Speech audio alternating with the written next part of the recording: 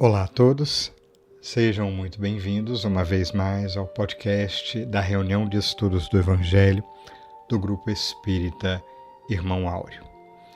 Hoje, continuando o nosso estudo do Evangelho, lembrando a você que estamos olhando especificamente as parábolas de Jesus, convidamos o Flávio Teles para trazer para nós a parábola dos dois filhos. Atenção, esses são outros dois filhos, não são aqueles do filho pródigo, né? Até nós mesmos tivemos que esclarecer essa confusão. Por isso mesmo, daqui a pouquinho vocês vão observar que o Flávio faz várias questões, nos propõe várias reflexões bastante interessantes nas análises e no estudo que ele efetivou. Daqui a pouquinho a gente vai ouvir. Não vou dar spoiler, mas eu quero dar uma notícia bastante interessante. Como vocês sabem, a gente tem o podcast que vai ao ar mais tarde. Não se preocupe, se você não puder ouvir, fica gravado, vai lá no nosso canal no YouTube, né? Também a gente coloca no Spotify, enfim, em todas as nossas mídias sociais. E a gente vai ter um convidado surpresa hoje, além da Simone Teles, que está divulgado lá. Tá? Então a live de hoje vai acontecer com esse convidado surpresa. A gente vai ter a oportunidade de estender os comentários que a gente está fazendo aqui. Aproveitamos sempre para te convidar para estar junto com a gente, da forma que você se sentir mais à vontade. Você pode comentar, você pode participar da live, você pode nos ajudar a divulgar, enfim, te chamamos para estar junto aí da gente nesses nossos esforços por estudar e divulgar a doutrina espírita. Então fica aqui o nosso convite direto. Ao final deste nosso podcast, uma vez mais, leremos uma poesia de Maria Dolores para nos inspirar no nosso momento de oração. Caso você queira, você pode também colocar um recipiente com água para ser fluidificado e participe conosco orando de coração na certeza de que os bons espíritos estão sempre ao nosso lado, dispostos a nos amparar em nossas necessidades. Dito tudo isso, nos resta então fazer o último convite de todo o nosso coração e com todo o nosso sentimento. Vamos ouvir?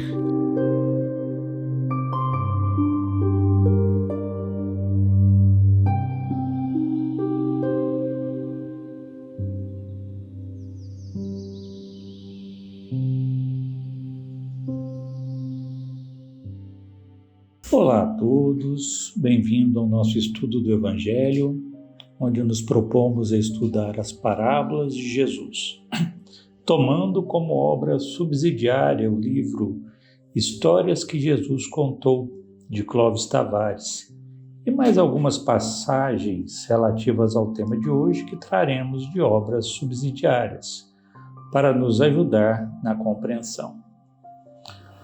A parábola que discorreremos hoje está no Evangelho segundo Mateus, capítulo 21, versículos de 28 a 32, intitulado por Haroldo Dutra Dias de Parábola dos Dois Filhos na Vinha, que diz o seguinte: Mas, que vos parece? Um homem tinha 2 filhos, e aproximando-se do primeiro disse: Filho, vai trabalhar hoje na vinha. Em resposta ele disse: Não quero.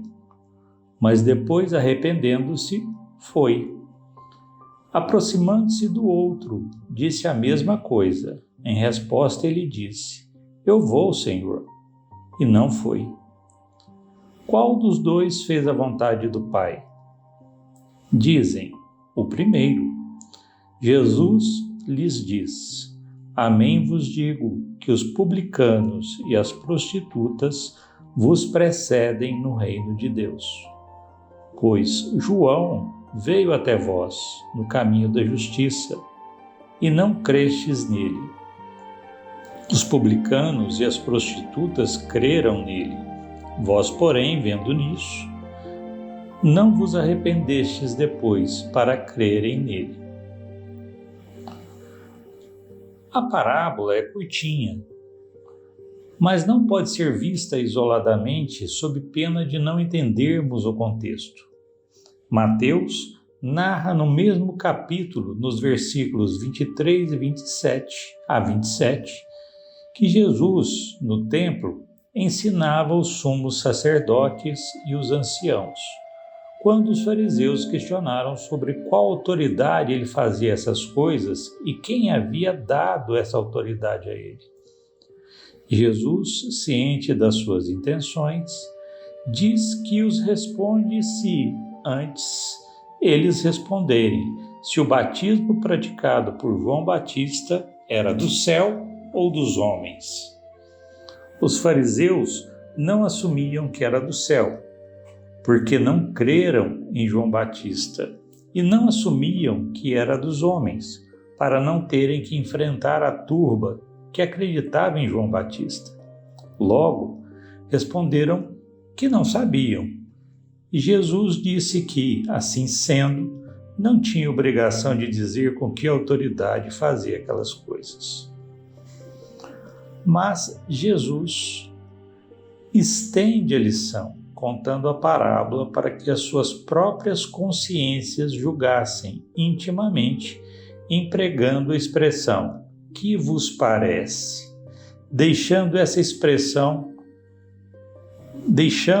essa expressão ou a explicação dela mais para o final. Falemos então dos dois filhos. Um diz não e faz, o outro diz sim e não faz.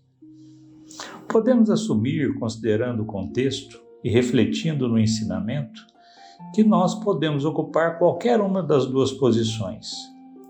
Isso se chama escolha, que podemos fazer através do nosso livre-arbítrio. A questão é se a escolha realizada será a certa ou a errada, fará o bem ou o mal, transformará ou paralisará, fará nos arrepender e prosseguir ou fingir que não é conosco. Enfim, temos vários enfoques. Devemos, no entanto, refletir um pouco e nos situar frente a essas graves questões. Joana de Ângeles, no livro Lampadário Espírita, Psicografia de Divaldo Franco, no capítulo 5, intitulado Com Alegria, nos esclarece que, na narrativa do Cristo, o pai convidando o filho a ir trabalhar na vinha.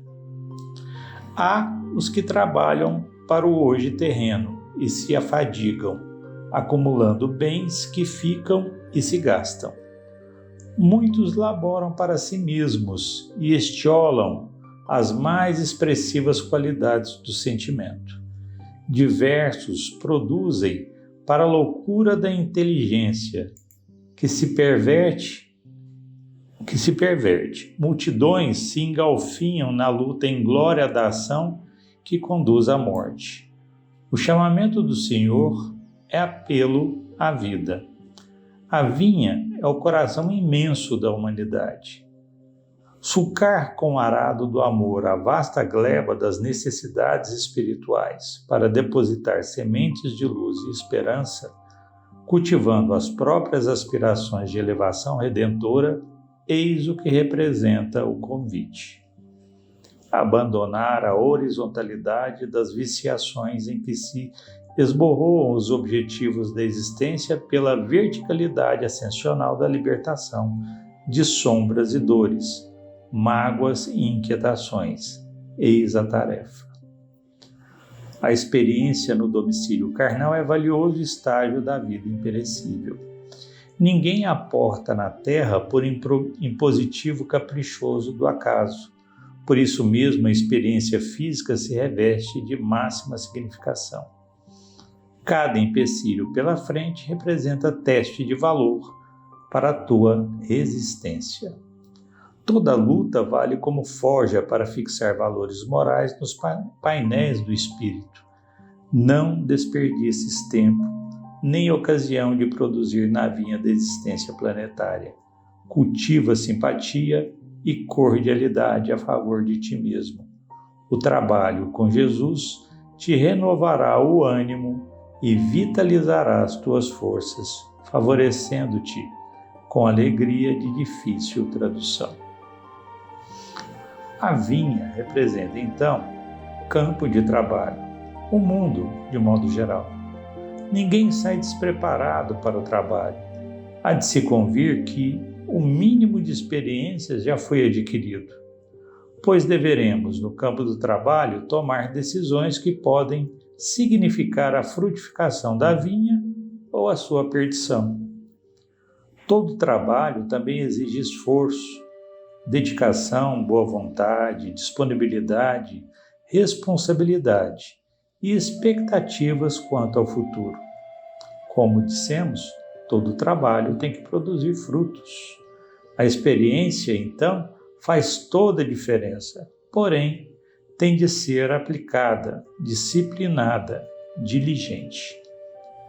No livro O Evangelho por Emmanuel, em que o mesmo se refere a este convite, no capítulo 342, intitulado Trabalhe e Serve, comenta: se a dor te visita o coração, improvisando tempestades de lágrimas em teu campo interior, não te confies ao incêndio do desespero, nem ao gelo da lamentação. Recorda o tesouro do tempo, retira-te da amargura que te ocupa indebitamente e trabalha servindo. O trabalho é um refúgio contra aflições que dominam a alma. O serviço aos semelhantes gera valoroso otimismo. Se a incompreensão te impôs férrea grade ao espírito, através da qual ninguém por agora te identifica o ideal ou os propósitos elevados, não te demores acariciando o fel da revolta. Lembra o favor sublime do tempo, trabalha e serve. O trabalho acrescenta as energias, o serviço a todos revela divina sementeira.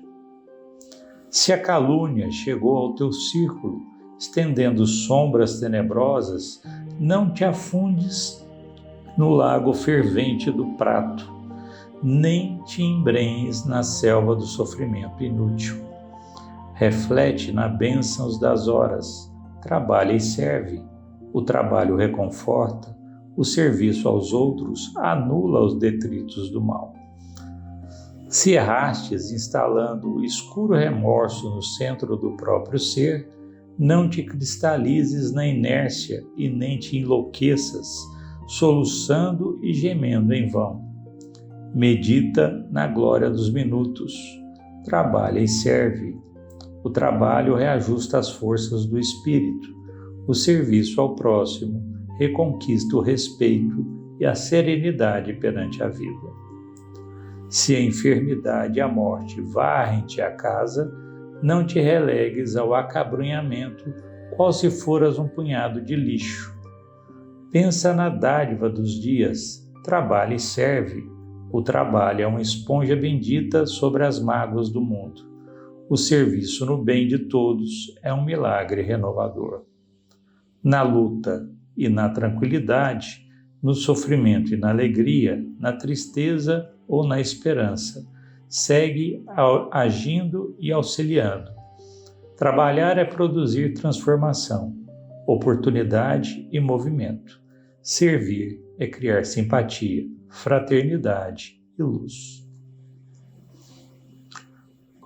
Muito bem.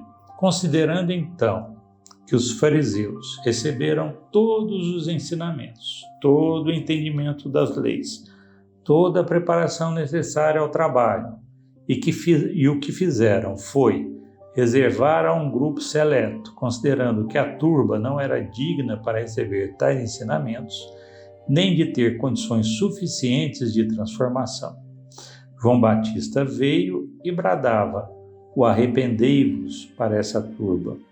Dentre eles os publicanos e as prostitutas. E eles creram, refletiram e puderam ter a escolha da transformação. Ainda no Evangelho por Emmanuel, agora capítulo 343, intitulado Explicação, nos diz o benfeitor: quando Jesus pronunciou a sua famosa sentença constante da parábola dos 2 filhos nas anotações de Mateus, em verdade vos digo que os publicanos e as meretrizes entrarão diante de vós no reino de Deus, não queria dizer que as nossas irmãs infelizes ou que os negociantes habituados no lucro fácil atingirão sistematicamente a esfera superior, antes daqueles que se dedicam aos trabalhos da fé. Recordemos, sobretudo, que o Senhor se reporta aos companheiros petrificados na rebeldia, que mesmo depois do convite à posse da luz, permanecem medraços e perversos no domínio das sombras, no qual respiram em deplorável retaguarda, espargindo as culpas que adquiriram perante a vida. Por irmãos dessa classe, encontramos todos aqueles que, devidamente informados pelos avisos da religião, quanto aos deveres da solidariedade, vivem acomodados com a egolatria e com a dureza de coração, muito embora desfrutem do ensinamento religioso, caminho aberto à aquisição da própria felicidade. É justo se lhes reclame os elevados testemunhos de lealdade a Deus, no amor ao próximo, ignorante e necessitado, pelas prerrogativas que o céu lhes conferiu. Sendo assim, natural venham a suportar os resultados da irreflexão e da delinquência a que se entregam, toda vez que exalçam o egoísmo e o orgulho, a vaidade e a preguiça, diante da multidão que lhes roga socorro e entendimento. Muito compreensível, portanto, que as mulheres desditosas e os homens de negócio, mergulhados na cobiça por ignorância e infelicidade, quando despertos para o serviço do bem, avancem, destemerosos na direção dos cimos, porque a extensão da falta corresponde à responsabilidade de cada um, e há muita diferença entre quem chora e aqueles que fabricam as lágrimas nos olhos alheios, abusando das faculdades nobres que o Senhor lhes confia, com o que suscitam a penúria de muitos, demorando-se por tempo indeterminado no escuro desfiladeiro das grandes reparações. Trazendo para hoje, sim, porque o convite ainda continua sendo feito. Vai hoje trabalhar na vinha. Que escolha fazemos? Consideramos que já recebemos dos ensinamentos do Espiritismo um arcabouço gigantesco de obras, que temos o Velho e o Novo Testamento. Consideramos que participamos de palestras, de lives, que nos dedicamos aos estudos, que já temos o mínimo para assumirmos responsabilidades no mundo. Que resposta temos dado ao convite que nos é feito todos os dias? Dizemos não, mas depois nos arrependemos e, fazendo o que precisa ser feito, atendemos o irmão necessitado, levamos uma palavra de consolo a quem está angustiado, passamos confiança em Deus para quem está desesperado, acolhemos aquele que precisa de um abraço fraterno, nos portamos ou tentamos nos portar mais decentemente nos lugares, mesmo que a nossa rebeldia ainda insista em nos atrapalhar. Mas confiamos no futuro, confiamos que temos um caminho a seguir, produzimos alguma coisa de bom, obedecemos? Ou dizemos sim, mas não nos levantamos do lugar, deixamos para depois, arrumamos sempre uma desculpa, parecemos aos outros como personagens obedientes, usando máscaras convincentes, mas no fundo somos como túmulos caiados por fora e podres por dentro. Estas considerações são importantes, pois define quem nós realmente somos. E na pergunta de Jesus, que vos parece, faz com que julguemos mais conscientemente e intimamente estas questões. Jesus diz que os que dizem não, mas fazem, conquistarão o reino dos céus antes daqueles que dizem sim, mas não fazem. Podemos adotar aqui a passagem do Evangelho que diz que os primeiros serão os últimos e os últimos serão os primeiros. Finalizando agora com Joana de Ângeles, ela diz que se já te encontras na vinha após atender ao honroso chamamento com que foste enobrecido, não te detenhas, mas ante as loucas facécias com que te acenam os incontáveis partidários da ociosidade na boa vida. Avança pela estrada orgânica, respeitando o patrimônio carnal que a divindade te outorgou para a redenção, e acumula alegrias que não se convertam em angústias e gozos, que não se transformem em fantasmas poderosos a dominarem todas as paisagens mentais.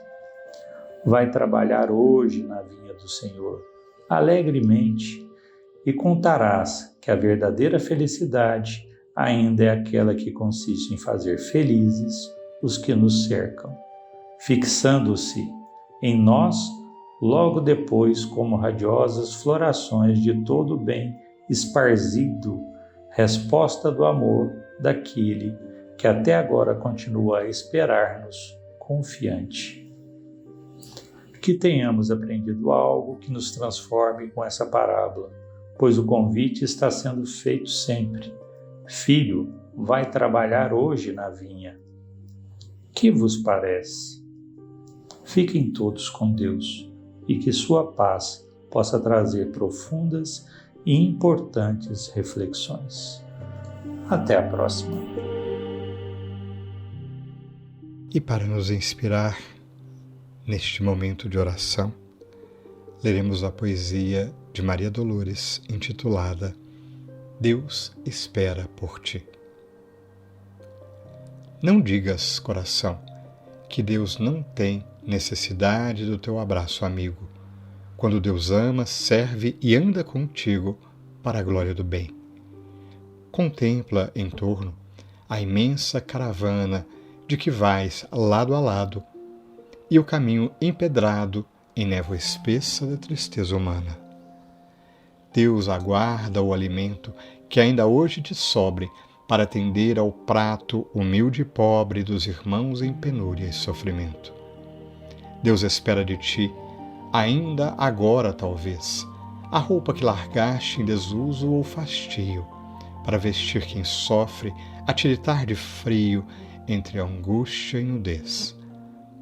Deus conta receber-te a dádiva sem nome, que quase nada ou pouco expresse, embora, para dar pão e leite à orfandade que chora e esmorece de fome.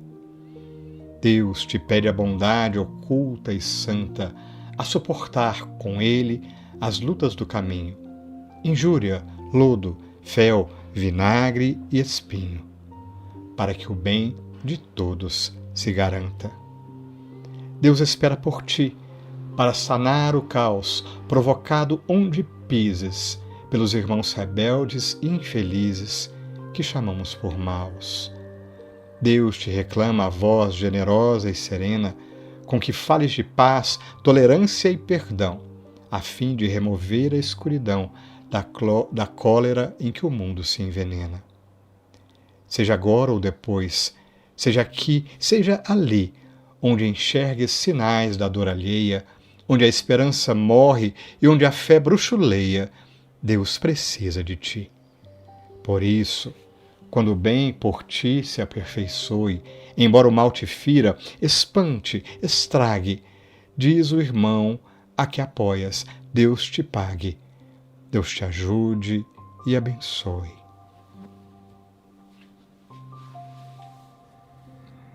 E te buscamos uma vez mais, Jesus, mestre e amigo de todas as horas.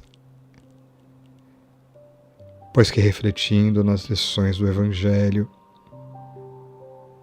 e na poesia que nos toca a alma, te rogamos, mestre amigo, amparar as nossas decisões e nossas escolhas que surgem a todo instante. Te rogamos, mestre, ajuda-nos a ter a força de escolher. Escolher trabalhar um pouco mais. Escolher trabalhar o nosso íntimo, ainda que por instantes se nos afigure mais cansativo e trabalhoso. Ajuda-nos, Jesus, a lembrar que a doutrina espírita nos fala do futuro que nos aguarda, a depender de nosso esforço de agora. Ampara-nos os anseios, fortalece-nos a vontade, para que possamos fazer escolhas mais acertadas em cada instante, que nos parece pequenino, mas que, somado, compõe a mudança que tanto almejamos. Ajuda-nos, Jesus, a olhar além dos nossos corações e a olhar além nos corações que se acercam, percebendo as mãos generosas, justas e misericordiosas de Deus, conduzindo-nos a todos rumo à perfeição. Que a tua luz nos ampare e fortaleça, hoje e sempre, mestre amigo. Que assim seja.